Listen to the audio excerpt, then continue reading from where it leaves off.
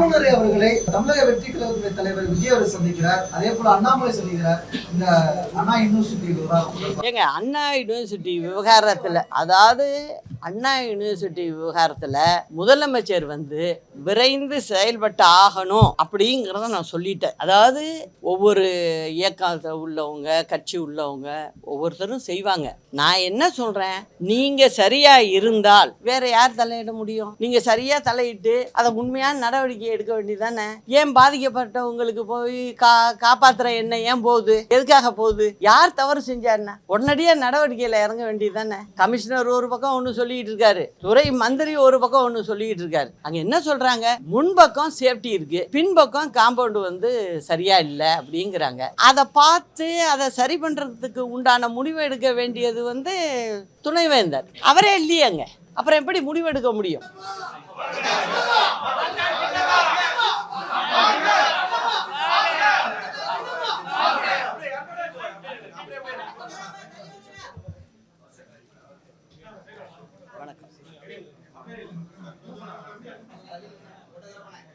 தமிழக மக்களுக்கும் இங்கு வந்திருக்கும் கழக தொண்டர்களுக்கும் பத்திரிகை நண்பர்களுக்கும் எனது இனிய ஆங்கில புத்தாண்டு நல்வாழ்த்துக்களை தெரிவித்துக் கொள்கிறேன். என்ன ஏதாவது கேள்வின்னா கேளுங்க.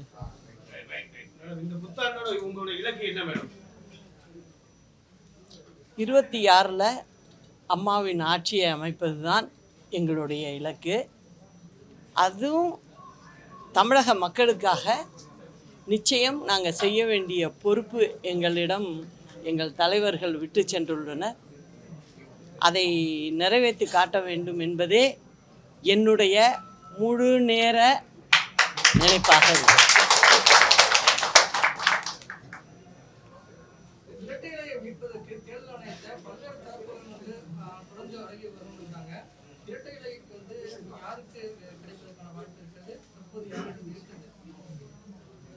இப்பொழுது அதற்கு உண்டான பதில்களை தெரிவித்து கொண்டு இருக்கிறார்கள்.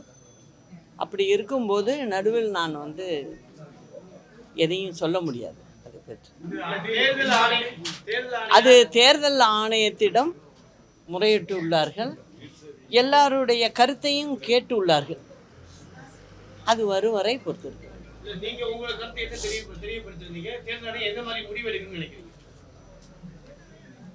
பொறுத்திருந்து பாருங்க. நிச்சயம் இருக்கு. தொடர்ச்சியா நீங்க சமாதான பேச்சுவார்த்தை பேசிக்கிட்டீங்கன்னு சொன்னீங்க. ஒரு முறையாவது இது வரைக்கும் பேச்சுவார்த்தை நடந்ததா? அதுக்கான தகவல் அதிகாரப்பூர்வமா இது வரைக்கும் வரவே இல்லை. இணைப்பு பேச்சுவார்த்தை, சமாதான பேச்சுவார்த்தை நிச்சயம் வருங்க. கொஞ்சம் பொறுத்திருந்து பாருங்க. தேர்தல் இந்த பக்கத்தில் நிச்சயமாக வரும். மற்றபடி தமிழக மக்களை பற்றி உங்களுடைய மீடியாக்களில் ஏதாவது கேள்வி இருக்கா? எதுவும் தமிழ்நாட்டு பிரச்சனைகளை பற்றி எதுவும் கேட்க வேண்டியது இருக்கா?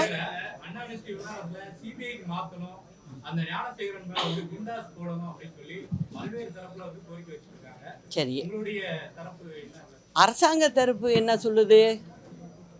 ஏன்னா ஒவ்வொரு குற்ற நடவடிக்கையும் அரசாங்கம் தான் பார்க்குது. முதலமைச்சர் தான் அதுக்கு பொறுப்பு உள்ளவர். ஏன்னா அவருடைய கீழ்தான் காவல்துறை இயங்கிட்டு இருக்கு. அப்படி இருக்கும்போது அவங்க தகுந்த நடவடிக்கை எடுக்கணும். ஆனால் இப்போது அது மாதிரி எனக்கு தெரியல. இந்த ஒரு விஷயத்தில் மட்டும் நான் சொல்லலை. திமுக ஆட்சி பொறுப்பு ஏற்றதுலேருந்தே சட்டம் ஒழுங்கு பிரச்சனைங்கிறது ரொம்ப மோசமாக இருக்குது. அது எல்லாருக்குமே தெரியுது. நிறைய பேர் பாதிக்கப்படுறாங்க. ஆனால் எதையும் இந்த அரசு கண்டுகிட்டதா இல்லை.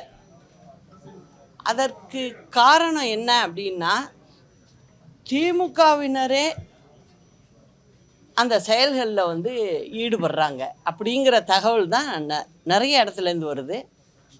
அதனால் அவங்களுடைய கட்சியை சேர்ந்தவர்கள் மீது நடவடிக்கை எடுப்பதற்கு ஏன் முதல்வர் வந்து தயங்குகிறாருன்னு எனக்கு தெரியல. எதனால் சொல்கிறேன்னா, இது கட்சி விவரங்கள் அதை பற்றின விவகாரம்னா வேற, அது அவங்க கட்சிக்குள்ளே உள்ள பிரச்சனை, நம்மளும் அதை கேட்க போகிறதில்ல. ஆனால் இது வந்து பொதுமக்கள் சம்மந்தப்பட்டதாக இருக்குது. அப்படி இருக்கும்போது எதிர்கட்சியினர் நிச்சயம் கேட்க தான் செய்வாங்க. அதில் நடவடிக்கை எடுக்க வேண்டிய நேரத்தில் இருக்கிறவர் முதலமைச்சர் ஏன் எடுக்க மாட்டேங்கிறாருன்னு தெரியல. இப்போது இந்த அண்ணா யூனிவர்சிட்டியில் பார்த்தீங்கன்னாக்க முதல் பிரச்சனை என்ன அப்படின்னு பாருங்கள். இதோடைய ஆரம்பம் என்னன்னு கவனிச்சிங்கன்னா, அதுக்கு ஒரு துணைவேந்தர் இருந்திருக்கணும். துணைவேந்தர் இல்லாமல் இந்த யூனிவர்சிட்டி இப்போ இயங்கிட்டு இருக்கு.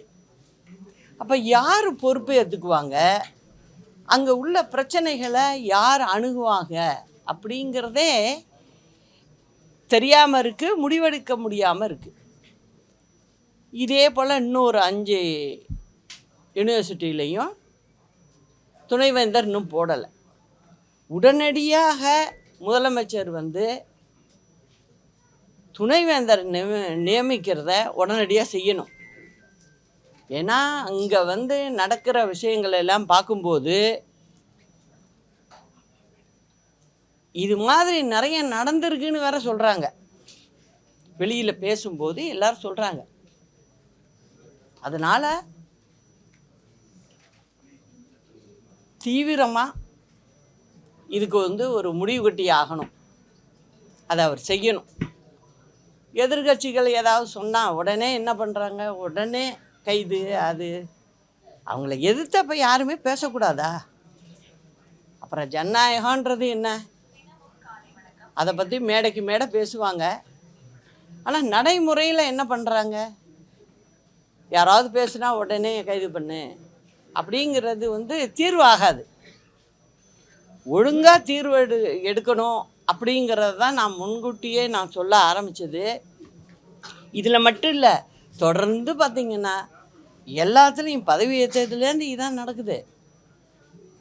இது ஏன் முதலமைச்சர் வந்து ஆமை வேகத்தில் செயல்படுறாருன்னு எனக்கு தெரியல. இதுவே அம்மாவாக இருந்தால் நடக்கிறதே வேற.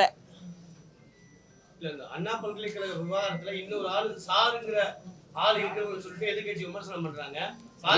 சரிங்க, அது வந்து ஆணையர் வந்து இங்கே பார்த்துக்கிட்டு இருக்காரு. என்ன பார்க்குறாரு ஒன்றும் தெரியல. இங்கே தமிழ்நாட்டில் வந்து தனியாக நம்ம அரசாங்கமே, அதாவது தமிழக அரசாங்கத்திலேயே மகளிர் ஆணையம் இருக்குது. அவங்கெல்லாம் ஏன் உடனே போகலை, உடனே பார்க்கல? என்ன காரணம்னே தெரியலையே. நான் வந்து அறிக்கை கொடுக்கும்போதே சொன்னேன், தேசிய மகளிர் ஆணையம் இதில் தலையிட்டாகணும் அப்படின்னு. அவங்களும் வந்து பார்த்துட்டாங்க, டெல்லியிலேருந்து வந்து பார்க்குறாங்க. இங்கே தமிழ்நாட்டில் இருக்கிற பெண்களுக்கான செயல்படுற தமிழக அரசு நடத்துகிற மகளிர் ஆணையத்துலேருந்து யாரும் அந்த கேட்டுக்குள்ளே போகல. எதனால் போகல? அதில் யார் சம்மந்தப்பட்டிருக்காங்க? மொத்தத்தில் வெளியில் பார்க்கும்போது இதில் ஏதோ திமுகவுக்கு சம்மந்தம் இருக்கும் அப்படிங்கிறது தான் எல்லாரும் சொல்கிறாங்க. அதனால் இதுக்கு உடனடியாக முதலமைச்சர் வந்து, இது உடனடி இல்லை, இப்போ நடந்தே எத்தனை நாள் ஆயிடுச்சு, அதை சொல்லணும். அது மட்டும் இல்லை, எப்போதுமே சொல்லுவாங்க பெண்கள் சம்மந்தப்பட்டது. இது வந்து சுப்ரீம் கோர்ட் வரைக்கும் இந்த தீர்ப்பு இருக்குது. அதை வந்து வெளியில் சொல்லக்கூடாது. அதாவது எஃப்ஐஆரில் கூட பேரை நேரடியாக போடக்கூடாது, அது வெளியில் ப்ரெஸ்ஸுக்கு கூட தெரியக்கூடாது. ஆனால் இங்கே என்ன ஆகுது, லீக் ஆகுது, கசியுது. அதில் 2 விதமாக யோசிக்கணும். ஒன்று வந்து அந்த பெண்ணு, பாதிக்கப்பட்ட பெண்ணே இந்த வழக்கு வேண்டாம் அப்படின்னு பின்னோக்கி ஒதுங்கிக்கிறதுக்காக இதை செஞ்சாங்களா? எல்லா கண்ணோட்டத்துலேயும் பார்க்க வேண்டியதாக இருக்குது. இது சாதாரணமாக லீக் ஆச்சு அப்படின்னு எடுத்துக்க முடியாது. லீக் ஆகிற அளவுக்கு கவர்மெண்ட்டு வந்து நிர்வாகம் இருக்காப்போ இல்லை, அதை ஒத்துக்கணும். எதுவும் இல்லாமல் நீங்கள் பாட்டுக்கும் விழாவை நடத்திக்கிட்டு ஒவ்வொரு பக்கம் பார்த்தீங்கன்னாக்கா திராவிடம்னு பேசிக்கிறீங்க. உங்கள் திராவிடத்தில் எங்கள் பெண்களுக்கு வந்து இப்போ வெளிலே போக முடியலையே. ஒரு காம்பவுண்டு செவரு எடுத்த ஒரு காலேஜுக்குள்ளேயே ஒரு படித்த பொண்ணுக்கு இந்த நிலைமை ஏற்படுதே. இதுதான் நீங்கள் வந்து திராவிட ஆட்சின்னு சொல்லிக்கிட்டு மேடைக்கு மேடை பேசிக்கிட்டு நிற்கிறீங்க. இதெல்லாம் வந்து தமிழ்நாட்டு மக்கள் பார்த்துக்கிட்டு இருக்காங்க. நல்ல தீர்ப்பை நிச்சயம் 26ல் கொடுப்பாங்க. அது மட்டும் இல்லை, இப்போ பார்த்தீங்கன்னா போதைப்பொருள் அதில் எத்தனையோ வகை இருக்குது. அது எல்லாமே இப்போ தான் நமக்கே தெரிய வருது. என்னென்னமோ பேர் சொல்கிறாங்க, அங்கங்கே பிடிக்கிறாங்க. இதெல்லாம் எப்படி வருது உள்ள? எல்லா இடத்துலையும் கட்டுக்கோப்பாக நம்ம ஆட்களை வச்சுருந்தோம்னா எப்படி இதெல்லாம் உள்ளார வரும்? அப்போ இதில் வந்து நிர்வாகத்துக்கு சம்பந்தம் இருக்குமோ, இந்த அரசாங்கத்துக்கு சம்பந்தம் இருக்குமோ அப்படிங்கிற மாதிரி தான் எல்லோரும் பேசுகிறாங்க. எதையே எடுக்க முடியல. இப்போ பாருங்கள், ஒரு வாரத்துக்குள்ளே நடந்திருக்கு புதுக்கோட்டையில். இதே மாதிரி ஒரு பெண்ணுக்கு நடந்திருக்கு, வெளிலே தெரியல. அந்த பெண்ணை வந்து ஒரு பையன் திமுக கட்சியை சேர்ந்தவங்கன்னு சொல்கிறாங்க. அந்த பையன் வந்து அந்த பொண்ணை வந்து திருமணம் பண்ணிக்கணும்னு பெண் கேட்டதாகவும், அதுக்கு பெண் வீட்டார் ஒத்துக்கலை அப்படிங்கிறதுனால அந்த பொண்ணை கொண்டு போய் அடித்து ஒரு கிராமத்தில் உள்ள கிணத்துல போட்டதாகவும், எங்கே பார்த்தாலும் தேடி இருக்காங்க வீட்டில் உள்ளவங்க பேரண்ட்ஸு, அந்த பொண்ணோட குடும்பத்தை சேர்ந்தவங்க.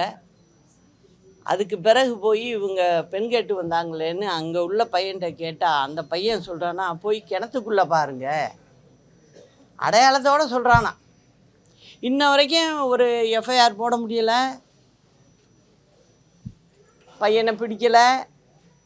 என்ன சொல்கிறாங்க, வெளில சொல்லவே அந்த மாவட்டத்தில் பயப்படுறாங்க. ஏன்னா திமுகவுக்கு வேண்டியவங்க, நெருக்கமானவங்க அப்படிங்கிறாங்க. இந்த மாதிரி ஒவ்வொரு மாவட்டத்துலேயும் நடக்குது. இதுக்கெல்லாம் ஒரு முடிவு கட்டணும்னு எல்லாரும் முடிவு பண்ணியிருக்காங்க. அந்த முடிவு அது அம்மாவோட ஆட்சியை கொண்டாந்து வைப்பாங்க. அதுக்கப்புறம் தான் எல்லாத்துக்கும் பதில் சொல்ல வேண்டியிருக்கும். திமுககாரவங்களும் பதில் சொல்ல வேண்டியிருக்கும். இந்த மாதிரி பிரச்சனைகளில் தலையிட்டவங்கள்லாம் அன்னைக்கு என்ன ஆக போகிறாங்கன்னு பாருங்கள். அதுதான் நடக்கும். பெண்களுக்கு சுத்தமாக பாதுகாப்பு இல்லை. அது படித்த பெண்ணு, படிக்காத பெண்ணு அப்படிலாம் கணக்கு இல்லை. வீட்டில் வேலைக்கு போயிட்டு வர்றவங்க அப்படின்னு இல்லை. எங்கே பார்த்தாலும் வெளில வர்றே நடுங்கிறாங்க. இதுதான் இன்றைக்கி நிலமை.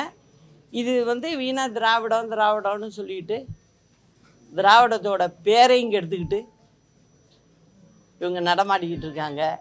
அதை பற்றி முதலமைச்சரோ அவருக்கு உறுதுணையாக இருக்கிற துணை முதலமைச்சரோ யாருமே பதில் சொல்லலை. இதை பற்றியே பேசலை. இதுதான் நடக்குது. எங்கே பார்த்தாலும் கொலை, குற்றங்கள் ரொம்ப அதிகரிச்சிருக்கு. நீங்கள் வந்து காவல்துறையும் நம்ம ஒன்றும் சொல்ல முடியலை. அவங்க என்ன பண்ணுவாங்க, எல்லாத்துக்கும் முக்கியமான இடத்துலேருந்து தகவல் வருது, அதை விடு, கண்டு காணாமல் விடு அப்படின்னு சொன்னால் காக்கி சட்டையை போட்டு என்ன பண்ண முடியும்? அதனால் அது அப்படியே நடந்துக்கிட்டே போயிட்டுருக்கு. இதுக்கெல்லாம் பத்திரிக்கைக்காரவங்களாம் எடுத்து மக்களோடு நிற்கணும். அதுதான் நான் வந்து பத்திரிகை அன்பர்கள்ட்ட நான் கேட்டுக்கிறதே தான். நீங்கள் யாருக்கும் சாதகமாகவோ இருக்கணும்னு நான் சொல்லலை. மக்களுக்கு சாதகமாக இருங்க. அவங்க பிரச்சனைகளை எடுத்து சொல்லுங்கள். வெளியில் சொன்னால் கொஞ்சம் பயம் வரும். அந்த பயத்தை ஏற்படுத்தணும். இல்லைன்னா இந்த ஒரு ஆண்டு காலம் போகிறது இருக்குங்கிறது இருக்கே, ரொம்ப ஜனங்க கஷ்டப்படும். அதே போல் பார்த்திங்கன்னா இந்த பொங்கலுக்கு கொடுக்கறது இதில் வந்து சொல்லியிருக்காங்க. நான் என்ன சொல்கிறேன், இப்போ நான் சொல்லும் போதெல்லாம் எல்லோரும் கூட நினச்சிருப்பாங்க, என்ன இந்த அம்மா இப்படி சொல்லிக்கிட்டு இருக்காங்களே அப்படின்னு. இப்போ நான் சொன்னது இப்போ நிஜமாகுது. நிதிநிலை சரியில்லை, அதை இப்போ தான் இந்த அரசாங்கம் ஒத்துக்குது. 25 இருக்கிறப்ப ஒத்துக்குது.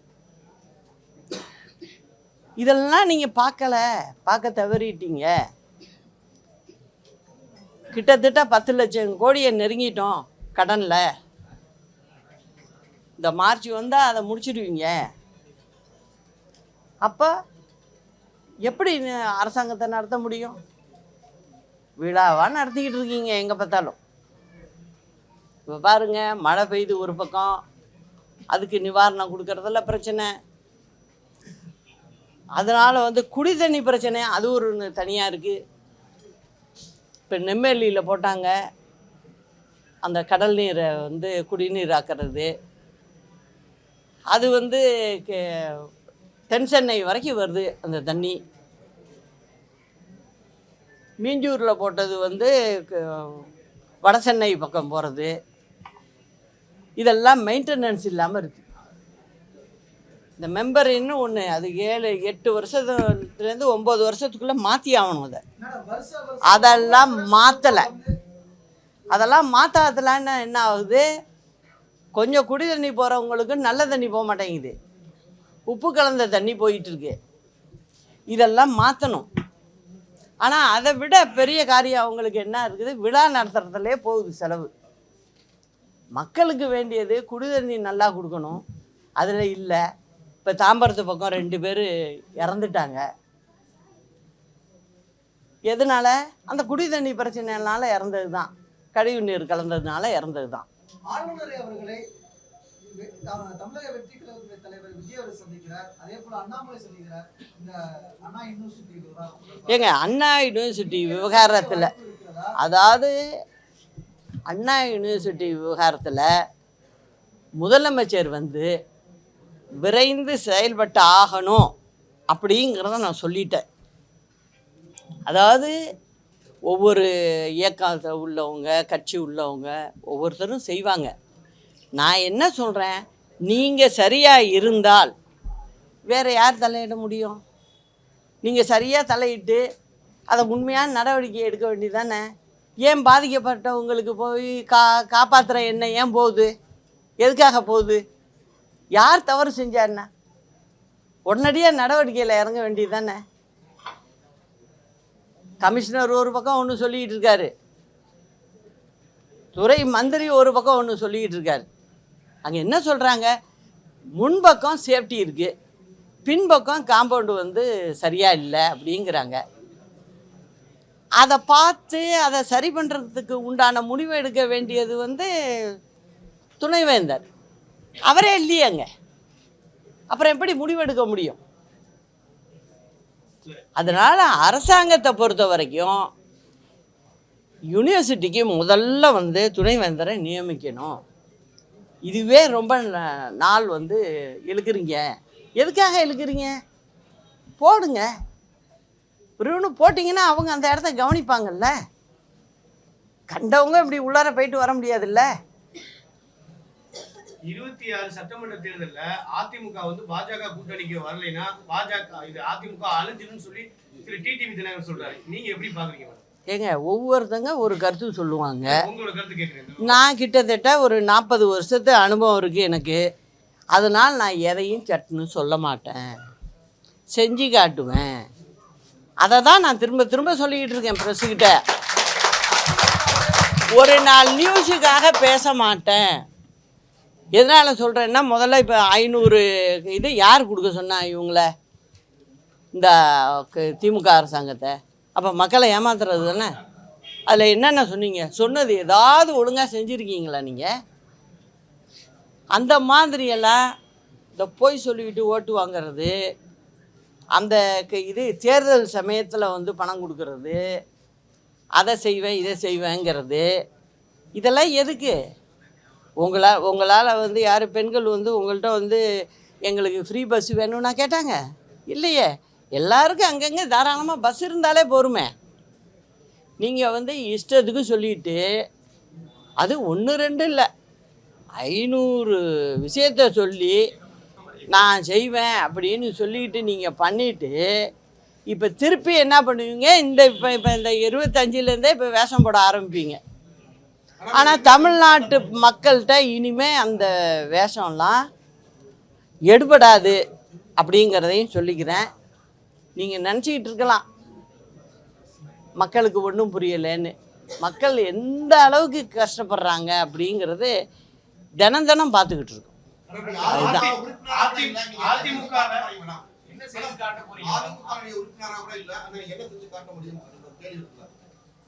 எந்த பிரச்சனைங்க நீங்கள்? புதிய தலைமுறையா?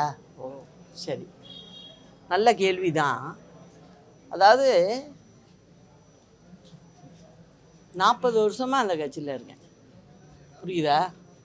ஒரு தனிப்பட்ட முடிவு மற்ற கட்சியில் எடுக்கலாம், எங்கள் கட்சியில் எடுக்க முடியாது. ஏன்னா எங்கள் கட்சியோட பைலா அப்படி, அதை உருவாக்குன தலைவர் அப்படி. அதனால நீங்கள் வேறு கட்சியில் சொல்லலாம், எங்கள் கட்சியில் இந்த பேச்சுக்கே இடம் இல்லை. எங்களுடைய தொண்டர்களோட முடிவு தான் நிற்கும். அதை பார்க்க தான் போறீங்க 26ல். அதிமுகவுல பல அணிகள் கிடையாது, எடப்பாடி பழனிசாமி சிறப்பா கட்சியை வழிநடத்திட்டு போறான்னு சொல்றாங்க. ஏங்க யாரு என்ன பண்ணாலும் இறுதி எஜமானர்கள் மக்கள். நான் கூட சொல்ல மாட்டேன், இறுதி எஜமானர்கள் மக்கள். அவங்க என்ன தீர்ப்பு கொடுக்குறாங்க அப்படிங்கிறத எல்லாருமே சேர்ந்து பார்ப்போம். 2021, 24 தேர்தல் அரசியல் ஒதுங்கி இருந்தீங்க, 26 நேரடி தேர்தல் அரசியலுக்கு நீங்க வருவீங்களா? இப்போ என்ன பண்ணிட்டு இருக்கோம்? அதனால் உங்களையெல்லாம் கூப்பிடாமல் இருக்க மாட்டேன். நீங்கள்லாம் நம்ம ஊர் ப்ரெஸ்ஸு டூர்லாம் போனால் முன்கூட்டியே சொல்லிடுறேன். எல்லோரும் தாராளமாக கூடயே வாங்க, வந்து பாருங்கள். ஆனால் வர்ற நீங்கள் ஒரு இடத்துக்கு வந்துட்டு ஒரு டவுனில் நின்று போயிடாதீங்க. நல்லா கூடவே முழு நேரம் நான் போகும்போது கூடவே பயணிச்சிங்கன்னா ரொம்ப நல்லா இருக்குங்கிறத சொல்லுவேன். ஒருங்கிணைப்பு பணியில திருமதி சசிகலா எதுவுமே செய்யவே இல்லை. முதல்ல போயஸ்காரர் இல்லத்தை விட்டு வெளியே வாங்க அப்படின்னு சொல்லி திரு புகழேந்தியெல்லாம் ஒரு குற்றச்சாட்டை உங்க மேல வைக்கிறாங்க. நான் தான் சொல்கிறேன்ல, நீங்களாம் என் கூட வாங்க, வந்துட்டு நீங்கள் வந்து பார்த்துட்டு அப்புறமேல பேசுங்க. திமுக ஆட்சி கலைவதற்கான வாய்ப்பு இருக்குன்னு நினைக்கிறேன். திமுக 200 இடங்கள்ல வெற்றி பெறும்னு சொல்லியிருக்குது 2026 சட்டமன்ற தேர்தல்.